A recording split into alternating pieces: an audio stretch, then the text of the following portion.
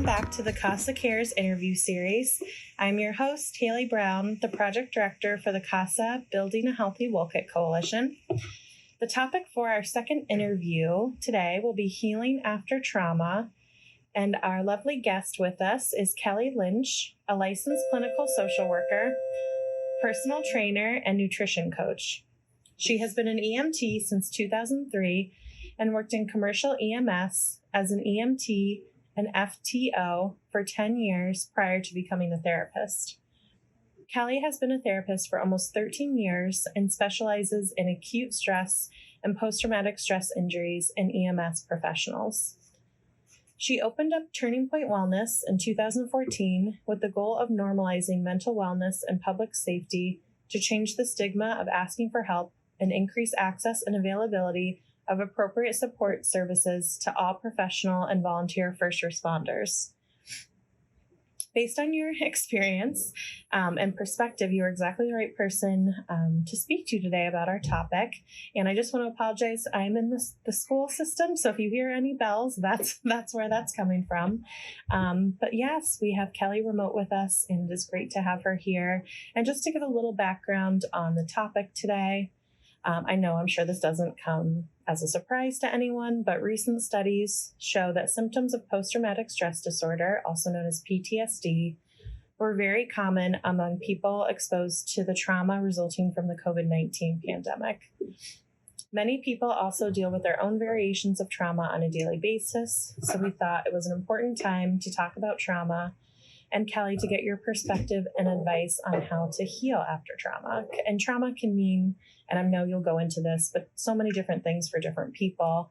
So if we could just first start out with just discussing what trauma is. Sure. Well, first, thank you so much for having me today. And it's really my pleasure to be here. And I'm happy to be able to contribute to the conversation in any way, really, that's helpful for all people. But to get into things, the way that I really try and approach a conversation around trauma is thinking about it as trauma is any major life event that we would define as not normal. So this is out of the realm of what's typical and expected that people can deal with over the course of their lives. Now, even if somebody's having a negative experience around something, just because we're having a negative experience around something doesn't always mean that it's abnormal. People can have bad days. People can have lousy moments where, they don't feel great about something that they're currently experiencing. Not all bad experiences are equal to trauma. Trauma is something that really is disruptive to our nervous system.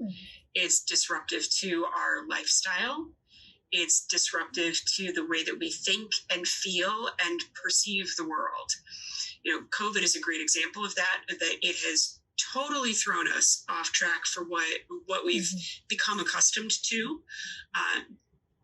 There's huge conversations going on in the clinical world around, is this a new normal? Are we ever going to be able to get back to the normal that we knew prior to COVID? What does all that look like? And there are huge conversations that nobody really has clear answers to right now. And part of that is why we're calling it trauma. Because it's been so disruptive and it's thrown people for such a loop around how do we actually navigate this in a way that feels meaningful and helpful. Yeah, and I think, and you kind of touched on it a little bit, that it's something disruptive to your daily life, to your nervous system. What are some kind of personal, so let's say I went through a traumatic event, what are some things that I maybe notice in myself that could be kind of an underlying cause of dealing with something traumatic? Sure. So one of the first things that I always ask clients that I'm working with is, how are you sleeping? And people wouldn't normally think about sleep disruptions as being related to trauma, but oftentimes that's one of the first things that we see, where you might start having nightmares, which is really just a bad dream, or night terrors. And the difference between nightmares and night terrors are that night terrors will wake you up out of your sleep. And oftentimes people who experience night terrors will think that the bad dream is continuing on while they're still awake. Like, it takes them a few minutes to kind of recognize that they're awake and it's no longer happening. Other symptoms of trauma could be a change in mood, where maybe you're typically a pretty happy-go-lucky, easygoing type of person, and you've got this really long fuse where it takes a really long time for things to start to eat at you, and all of a sudden we go from this easygoing personality type to now you have either a short fuse or no fuse at all. And people might start to recognize that in you and say, hey, are you okay? What's going on? You're not yourself. So that could be another symptom. People will also start talking about feeling like they're daydreaming a lot, or they're losing spaces of time where maybe 1 minute you're aware of what's going on around you, and the next minute you realize 10 to 15 minutes have gone by, sometimes longer, and you have no idea what just happened. We call those dissociations, where it's basically you just check out for a while because your brain needed a break. Other things could be flashbacks, which is really like, people will say that they're having a flashback when they're really just having a memory of something that happened to them. Flashbacks, an actual flashback, is when you're in the moment of remembering a trauma, and it's so the recall of the event is so significant that you feel like it's happening to you all over again. That's a flashback. So, and I could talk for hours and hours about trauma symptoms, but those are really the basics and some of the most common. Yeah. And I think it was nice that you described those too, because I was kind of, as you were talking, thinking about anxiety and depression, and the symptoms you just described stand out a little bit differently than those. I think just that, as you were talking about, like the nightmares or the kind of those vivid memories. So no, thank you for sharing those.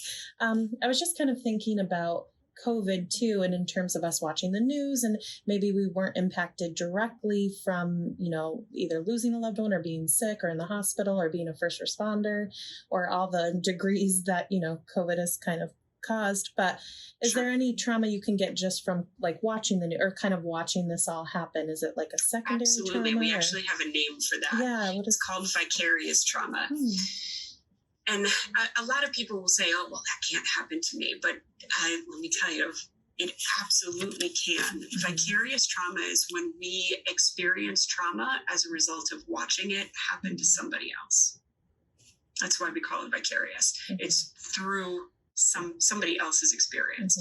And vicarious trauma can be just as severe and as significant as it can be when you experience it directly through something happening directly to you.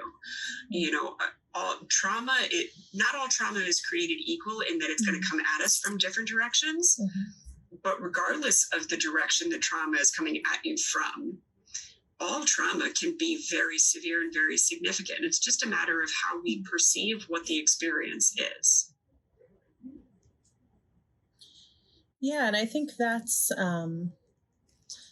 important too, because it's not just a one set, like I think it's common maybe to think of like PTSD and you think of like someone coming back from the war, like first responders on the front line, but to show that there are variations of it and can be just as severe, from one person to the next too. Absolutely. Absolutely. And, one of the really important things to keep in perspective when it comes to traumatic stress and traumatic stress injuries is that when we have these severe experiences in our lives that totally disrupts our sense of normalcy, it actually is an injury. It creates a disruption to our brainwaves. It creates a disruption to the way that we think and the way, like I said earlier, the way that we move through the world.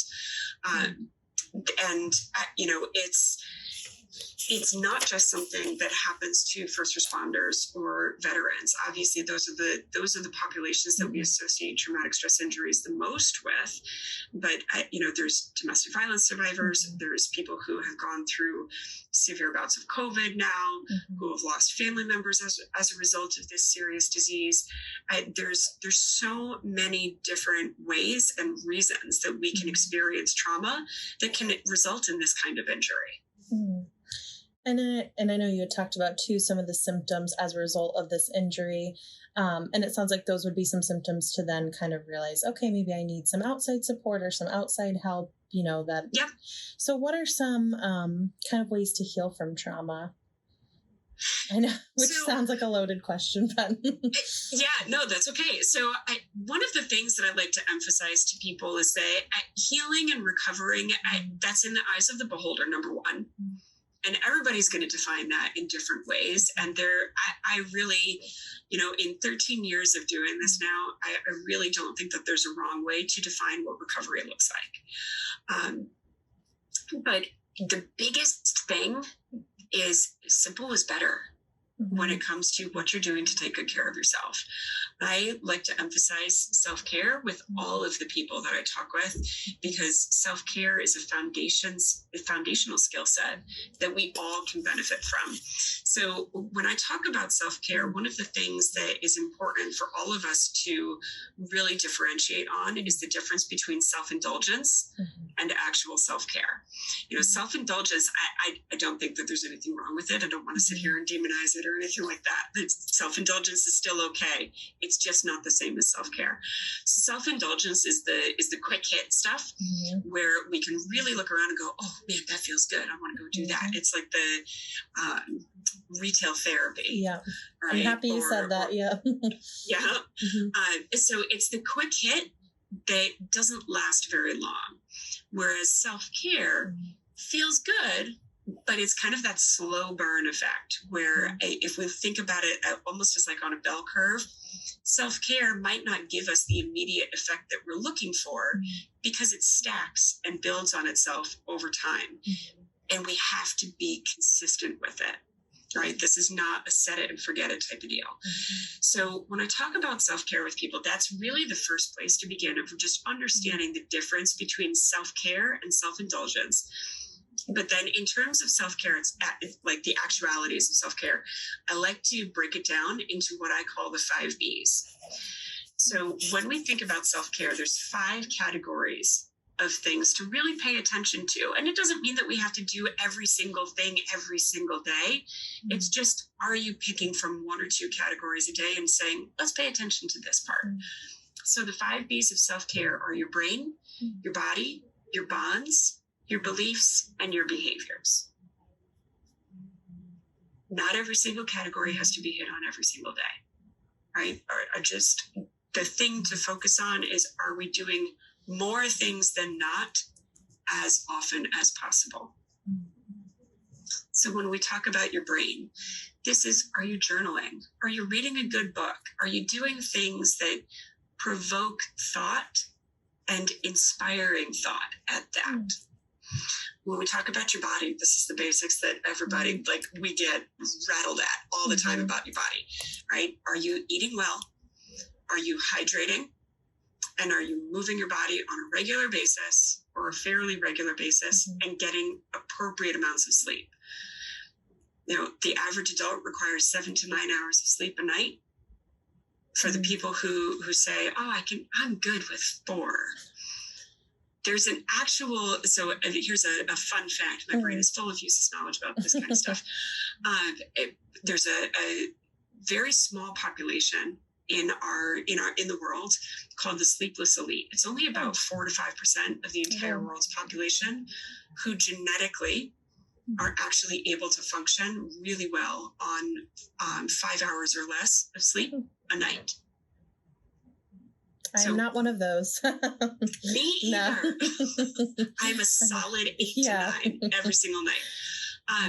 But for people who say, I'm good with 4 hours of sleep a night, chances are that's actually not the case, because the sleepless elite are actually so rare. Yeah.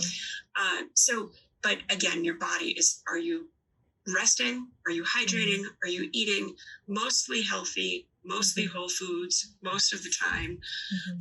And are you moving your body? Right. So there's your brain, your body. Now your bonds, this is just about attending to your relationships, right? Do you show up to your relationships, and do you ask for people to show up to the relationships they have with you? It's a 2-way street, right? Seems like healthy boundaries a little bit too with that one, probably. Exactly. Yeah. Absolutely. And then your beliefs is whatever you choose to believe in, whether you are religious, spiritual, agnostic, atheistic, I don't really care. Do what works for you. Just show up to that belief system on a fairly regular basis in a way that's meaningful for you. And then the last B out of the 5 Bs is behaviors.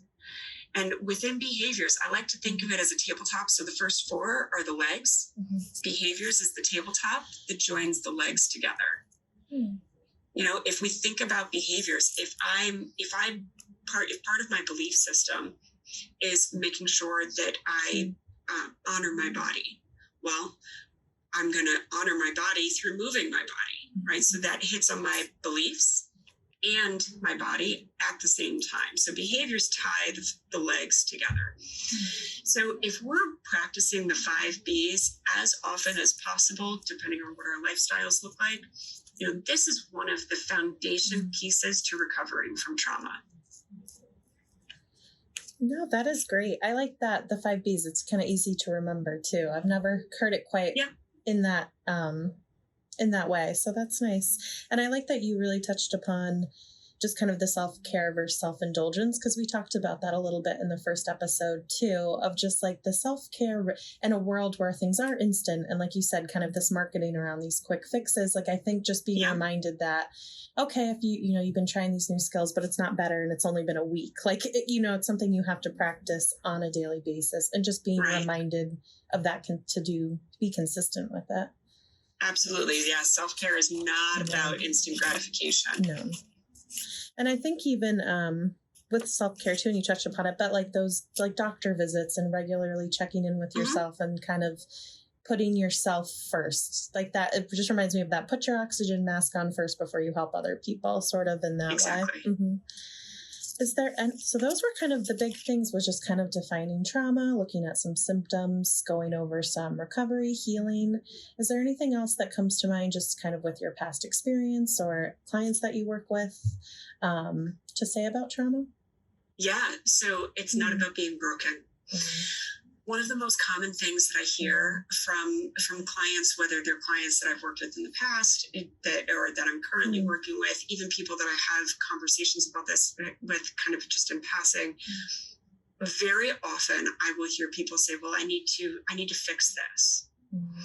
And when we use that kind of language, even though it's socially appropriate language, if we have to fix something, that implies that something is broken, right? Because we don't fix what isn't broken.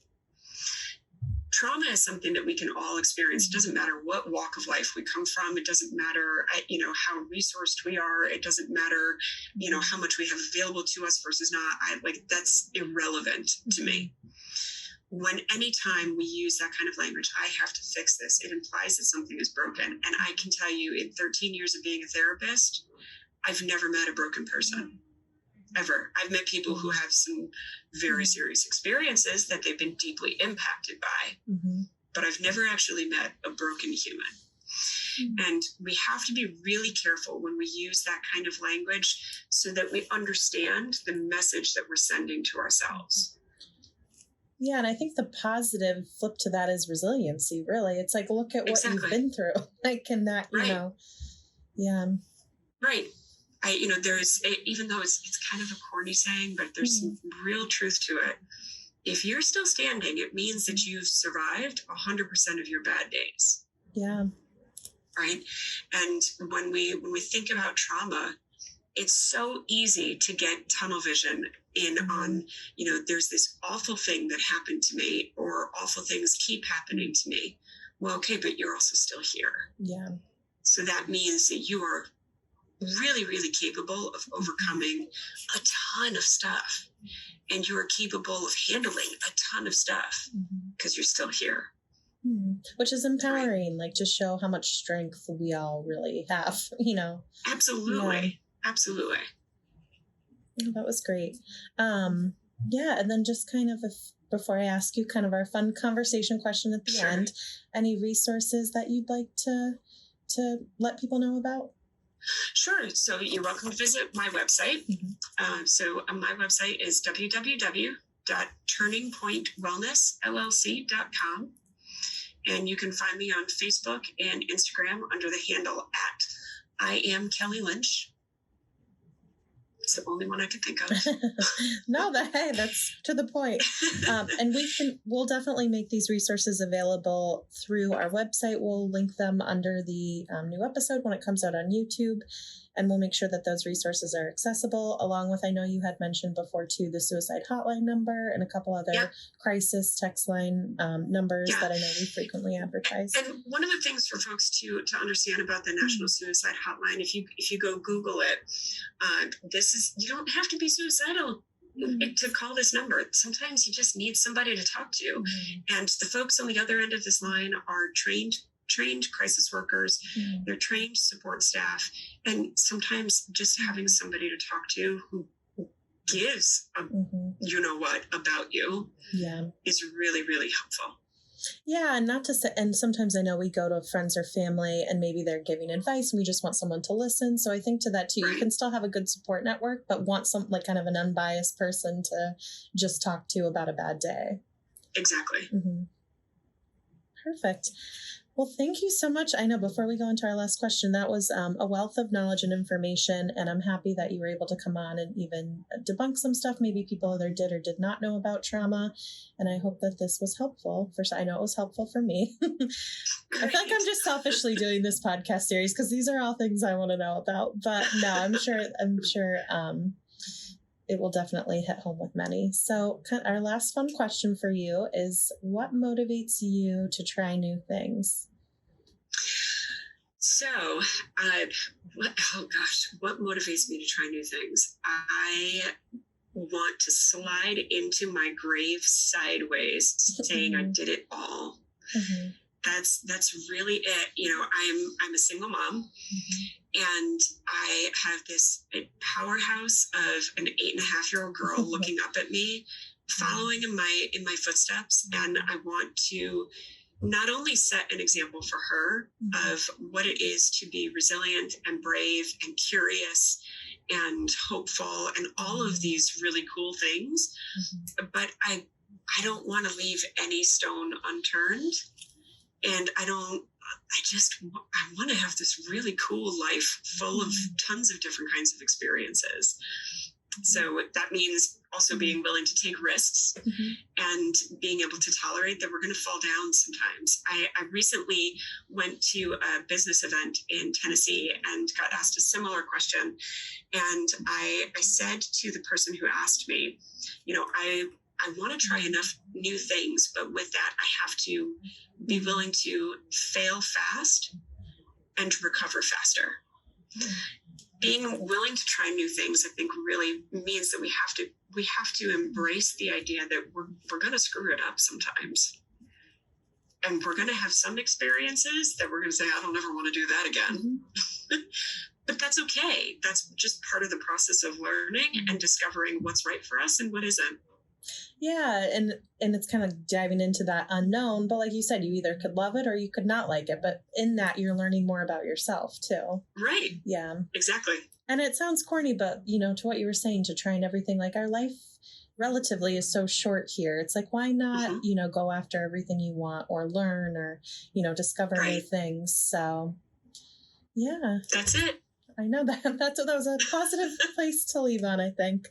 But thank you so much again, Kelly. We'll definitely put those resources out and hope to talk to you again.